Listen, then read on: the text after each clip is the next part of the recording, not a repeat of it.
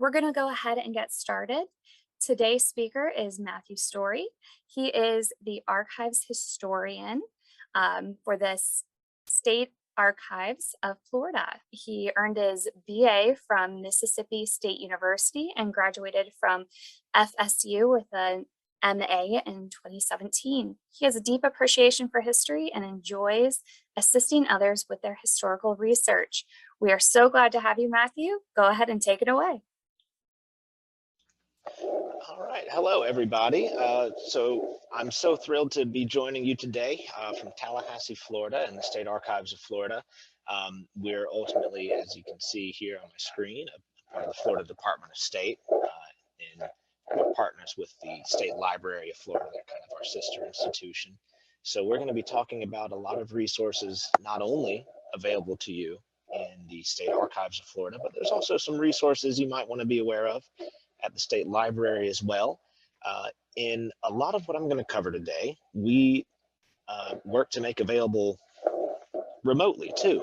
You certainly don't have to visit us here in Florida to make use of our collections, though of course you are always welcome. I see a few folks even from Florida. So let me get into our slides here. This, of course, is me. Here's my contact information. Feel free to shoot me any questions after this talk. Sometimes things come to us a little bit later, don't they? And you'll see this again at the end. So what I want to cover today is about what our collections have, what are the kind of resources that you can expect to find from us. And we're going to talk a little bit about some highlights and some things I think that are going to be particularly useful to our genealogy crowd. So let me start with a little bit about what the state archives are in terms of a repository. We are the central repository for the archives of state government. We exist to preserve these invaluable historical records and make them available to the public. And in fact, in Florida, by law, in the Florida statutes, it says that the records of the State Archives of Florida are accessible to any person, right? So even if you're not from Florida, you can ask to see our records, and we're going to do our best to connect you with the information you're seeking. Now, we're not going to have a handout today because there's actually some things I want to show you that are online already. So we're going to do you one better than a handout. You have access to some of the collections we're going to be talking about. So we're just going to walk through those together. I'll invite you to follow along if you like. Otherwise, I'll give you a URL in the chat, and that will be. Now, if you did plan to visit us, here is, of course, our hours. We don't require an appointment. You can also call us during these hours. We do have a full-time reference staff whose work it is, their job is to help researchers connect with our collections. You will find that reference staff in our reading room. That is true both of the State Library and the State Archives. Full-time reference staff. We also have access to some of your popular database services, as well as microfilm copies of county records, a collection of genealogical books as well. These being, things when a genealogical researcher has really gotten to the point in their research that they have gone very deep. They're ready to maybe write some things down.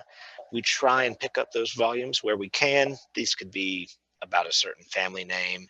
These could be about a certain place.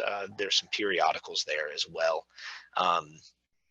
We do dress a little bit differently than in this photo, but I like to use photos from our historical collections in these slides.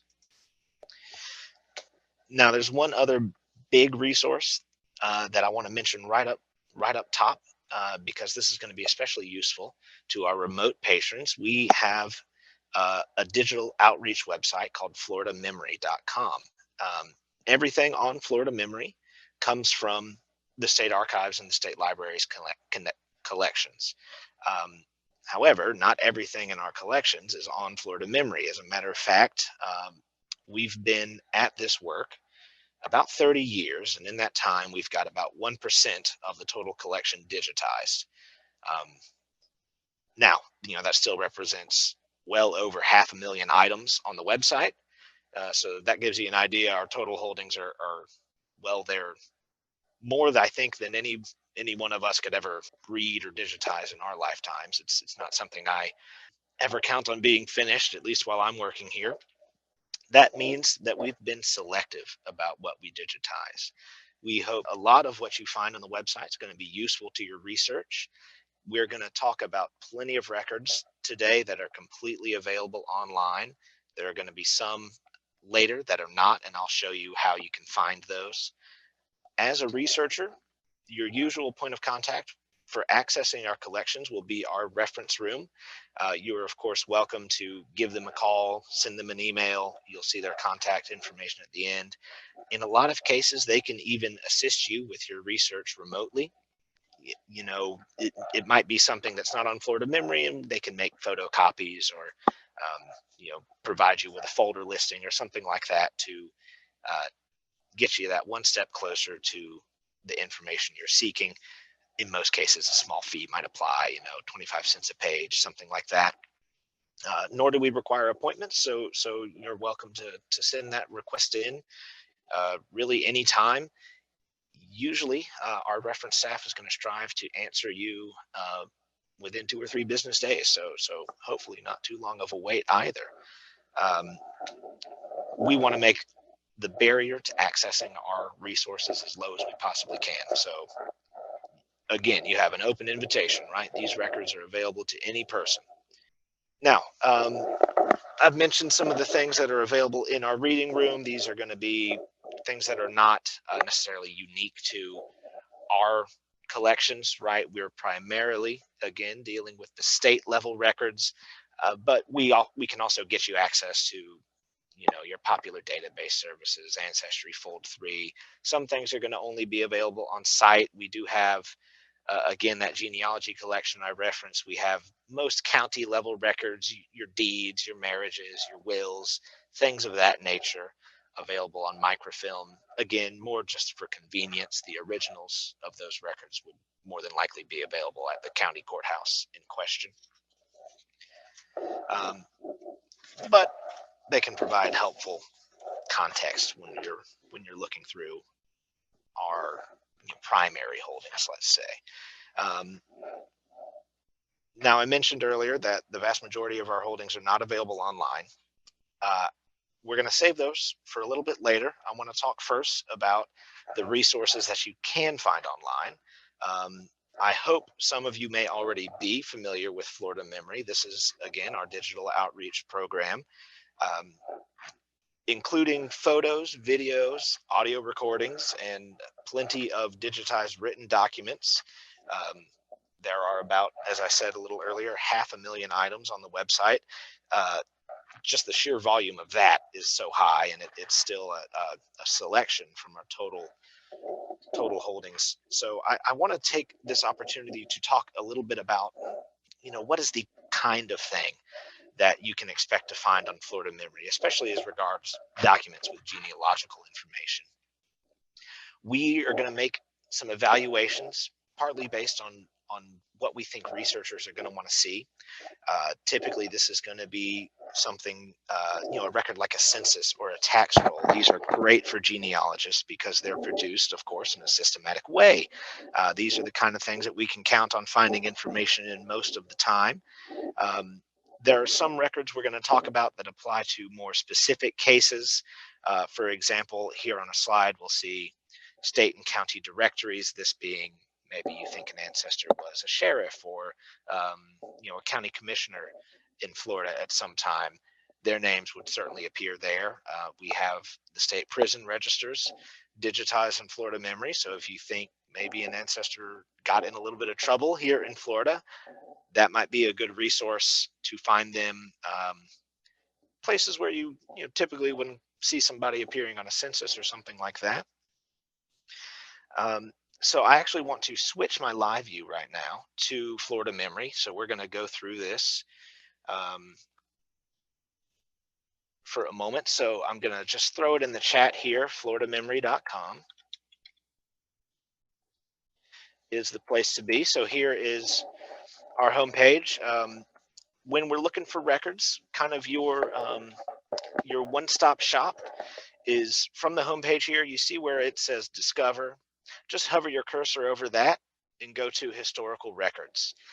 This is going to bring you up not every historical record which is on Florida Memory, but these are the records which we've digitized, if not the entire collection, at least a significant portion of the series. And so when we put records on Florida Memory, we're not just taking a picture. A lot of the things that you're going to see in this historical records category are fully transcribed, they're indexed, they're searchable by a computer, and that means that we can make them a little more accessible than they ever were in physical format. There are maybe some new ways that we can search them. So just as our first example, let's look at the 1825 Leon County Census. This is a pretty short record uh, made right here in Leon County. And so this is going to be the basic format of a lot of these collections, right? We have a little landing page. We have an overview where we can, tell you a little bit about our understanding of this record as archivists, right? Why was this made? Who made it? What is it for? What is the type of thing you're going to expect to see on this record? And then, of course, you can click any of these images to view the census itself. Um, Click the image again if you need the high resolution version. You can zoom in pretty far. On our website, we like to make sure that you can zoom in well enough, certainly to see any minute handwriting, anything like that, so you can get all the data you need to off of that. Now, if you have a little trouble with the handwritten stuff, in a lot of cases, there's going to be a transcript here. Um, the Leon County Census in 1825 does not have quite as much information as we may expect to see on a later federal census. You'll see here, really just the head of the family is named, and then we're going to have just numbers for other inhabitants. So this is searchable. In some cases, we're going to have an out and out search bar. If not, you can hit Control and F on your keyboard just to pull up the browser search function. And of course, you can search that way too, right? All of this has been made machine readable. Your computer can make sense of it, um, where it cannot make sense of handwritten documents like this. So there are some great resources that we have made searchable in that way, and that's one of the best parts about Florida Memory is that we have access to some different tools. We work with we do a lot of this transcription ourselves. We also work with a great group of digital volunteers from around Florida and beyond to help us with this in making these records more and more accessible. Maybe a little bit bigger of an example, 1825 Leon County Census is great if you're doing research in Leon County, but I recognize not all of you will be. Let me show you the federal census mortality schedules. We have those here in our collections. These are a little bit unique in that they are properly a federal level document. This is part of the federal census done every 10 years. In these documents, we put them online for a few reasons. First of all, they document not only who died, the people who died in the year leading up to the census, but they also tell us a little bit about what they died of. Um, and especially for the 1850 and 1860 editions of this document, it does include information on enslaved persons who died, and it does list them by name in the census, which is not something we would often see, in shall we say, the main population schedule of the federal census. So these are searchable as well. Just like the Leon County Census, there's a lot more documents here. So I'm going to show you on the screen. We have, of course, right at the top, if you already have a name you're looking for, you can key in that name. You can narrow down by county, whichever way you like. You can also scroll down and just say, well, okay, I want to see just the documents from Duval County in 1870.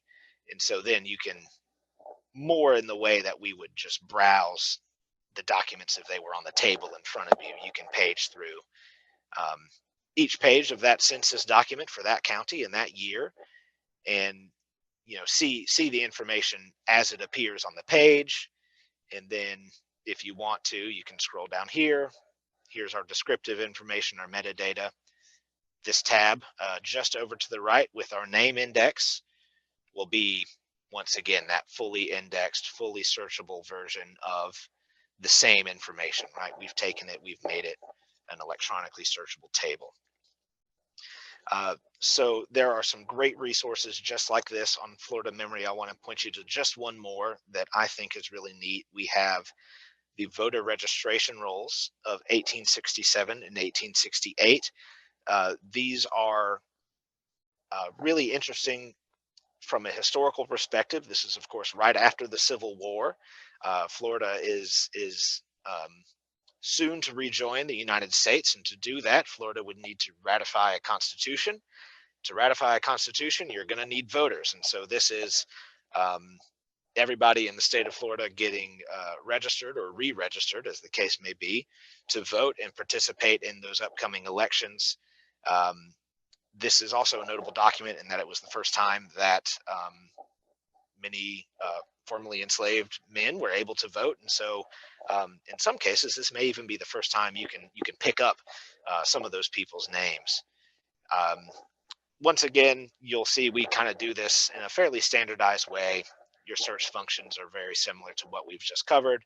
You can search by name, you can search by county, and you can also just browse whole counties here. We don't have quite every county covered, and in fact, Florida's gained quite a few counties since 1867, but you can um, you know click on any of the counties here on the map and you'll be able to see those voter registrations that way. So there are plenty of other resources that we make available on the website that I mentioned are maybe not quite so they don't quite cast as broad a net as a census or a voter registration record.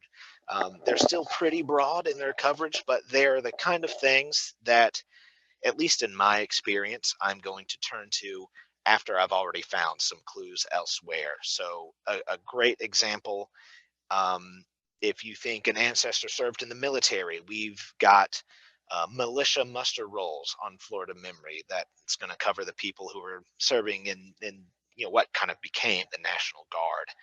Um, Helpful because it includes information on service well between wars. If you think maybe an ancestor from Florida served in World War I, we have um, fully digitized the Florida Military Department's service card index. And so that's what we're looking at right now. You can search by name, by race, by branch. These are also indexed. You know, this search bar will address, if they're from Tallahassee or a certain city, that's all picked up in our indexing work as well. And so you can say, well, show me the people who enlisted from Tallahassee. These are great records too, because if you find a service card, the way this project works is it's ultimately information digested from the full service record, which would be available through the National Archives. So if you see a service card on Florida Memory, that ought to put your antenna up. You can probably find the full service record um, through the National Archives or maybe on a database service that's going to be out there on the internet. Um, I mentioned as well, we do have prison registers available on Florida Memory. Now, this is one thing I do want to make a special note of. We don't have a landing page for the prison registers the way you would find everything else I've talked about so far, which again would just be discover here in the top left of the screen and click through historical records. You won't find the prison registers here. The best way to find them is actually in the search bar of Florida Memory, just at the top right. Just key in quotes prison registers and close your quotations. We'll search that exact phrase.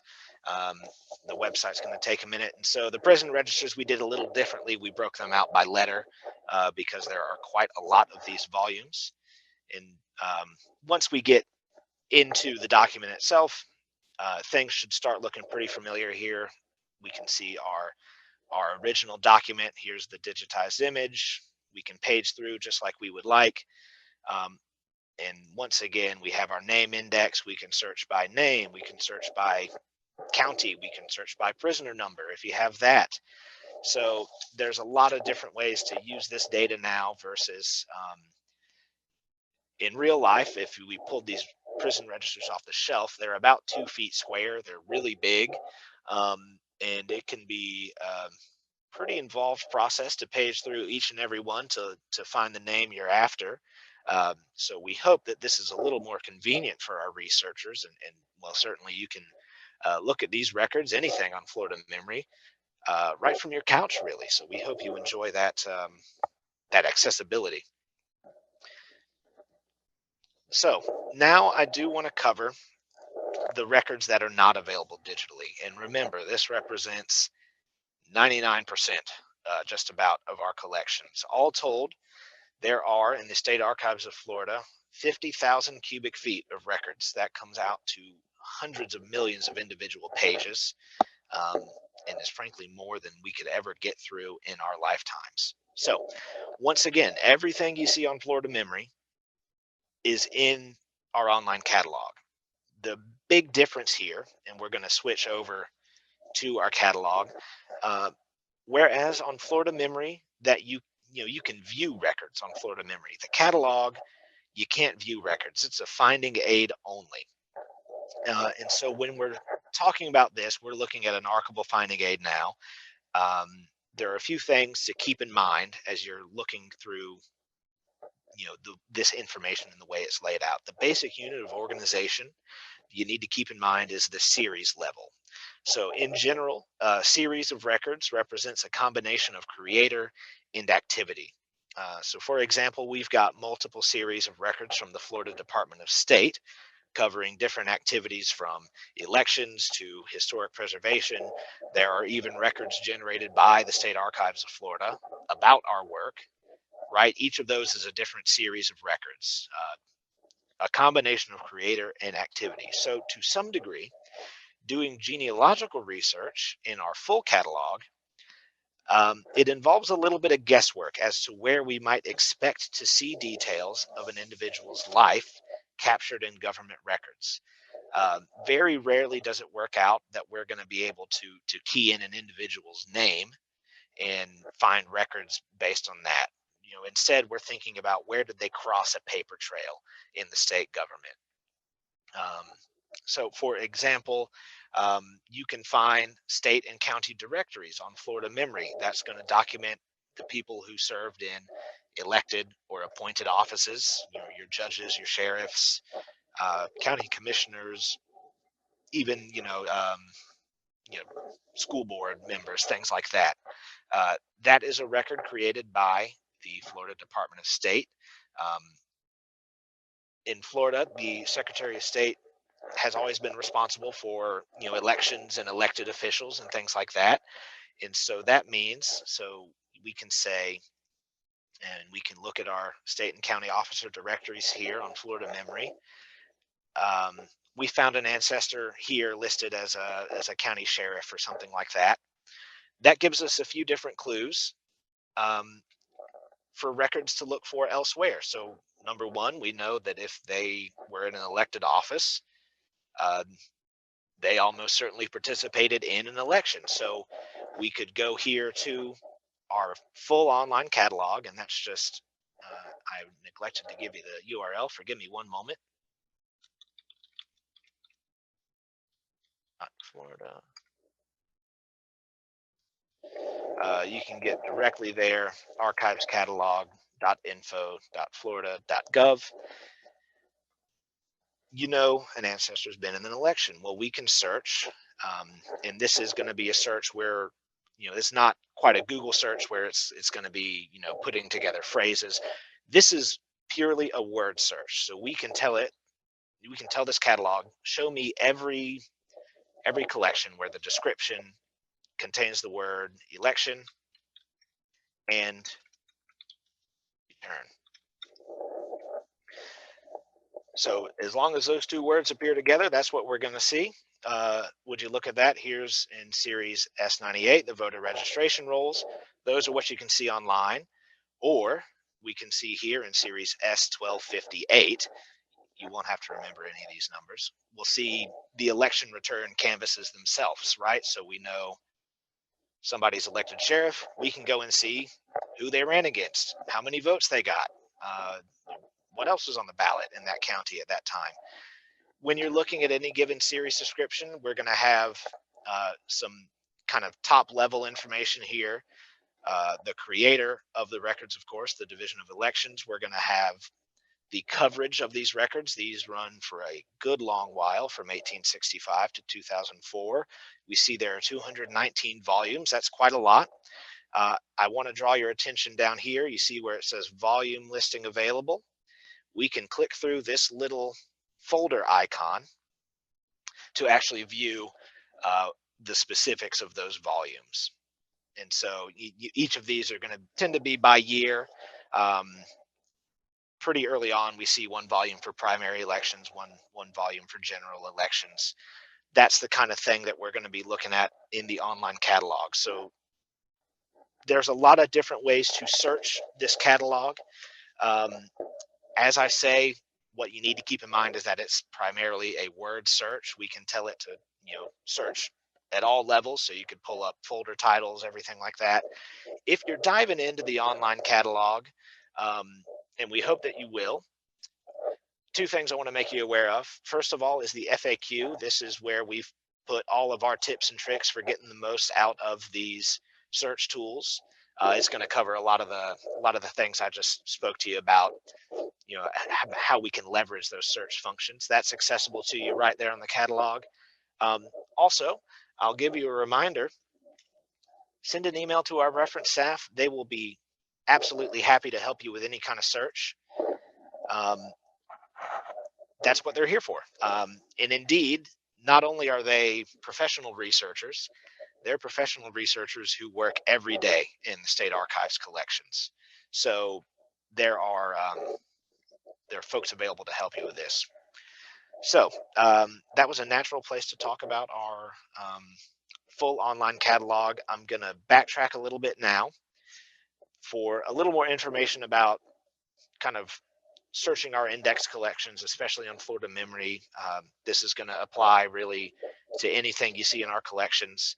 Um, Electronic searchability is very great. I am always thrilled when we can make something available that way. Do be ready to try lots of variant spellings of names. It's just the way things work, right? We're talking about a federal census 150 years ago, and somebody knocks on the door and they just say, well, what's your name? What they hear and what they wrote down, and then what we read later can all be different names. So I always give that disclaimer.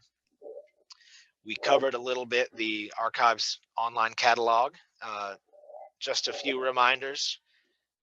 Always remember that series is going to be the combination of creator and activity. That is the most useful framework for guessing where we're going to find ancestors, is thinking about, okay, well, we know that they were a farmer, so they probably owned land.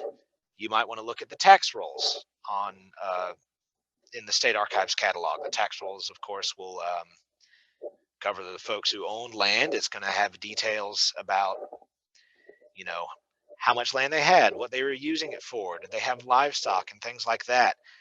These are not available online yet. That's a project that I'm hoping we're going to get started. I can't make you any promise of when it's going to land, but one day you'll be able to see the tax rolls online.